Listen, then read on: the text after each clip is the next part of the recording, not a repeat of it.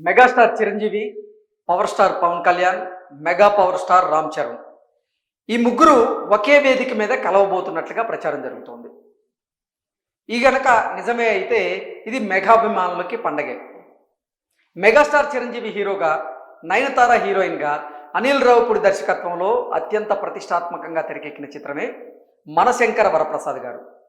ఈసారి తెలుగు చిత్ర పరిశ్రమ నుంచి సంక్రాంతి బరిలో నిలిచినటువంటి 5 సినిమాల్లో మనశంకర వరప్రసాద్ గారి సినిమా బాక్సాఫీస్ వద్ద సత్తా చాటుతూ ఈ సంక్రాంతి బరిలో నిలిచి గెలిచి ప్రొడ్యూసర్లకైతే కాసుల వర్షం కురిపిస్తూ ఉంది.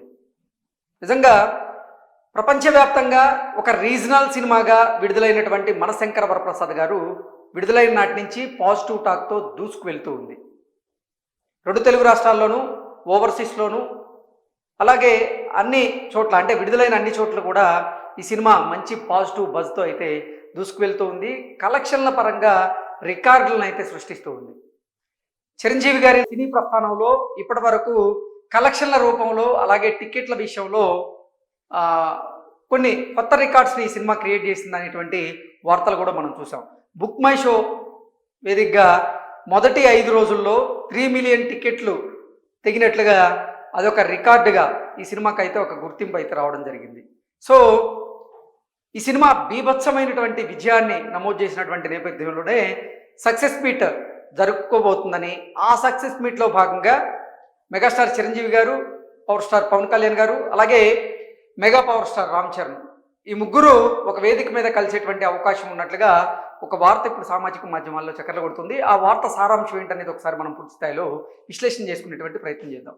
ప్రస్తుతం దుబాయ్లో ఉన్నటువంటి కొణిదల చిరంజీవి గారు ఇండియా వచ్చాక భారీ సక్సెస్ మీట్ ఉండబోతుంది అన్నట్లుగా దేవిప్రియ అని ఈయన తెలుగు చిత్ర పరిశ్రమలో సినీ జర్నలిస్ట్గా అయితే ఆయన ప్రస్థానాన్ని మొదలుపెట్టారు. సో ఆయన పెట్టారు అంటే ఖచ్చితంగా జరిగేటువంటి అవకాశం ఉంది ఈ సక్సెస్ మీట్. కాకపోతే దాంట్లో ఆ సక్సెస్ మీట్లో భాగంగా megastar Chiranjeevi, power star Pawan Kalyan, Ram Charan ఈ ముగ్గురు ఒకే వేదిక మీద కలిసేటువంటి అవకాశం ఉందన్నట్లుగా తెలుస్తోంది. ప్రస్తుతం దుబాయ్లో ఉన్నారు చిరంజీవి గారు. ఎందుకంటే తన తదుపరి చిత్రానికి సంబంధించినటువంటి స్టోరీ విషయంలో అక్కడ డిస్కషన్స్ జరుగుతున్నట్లుగా తెలుస్తోంది.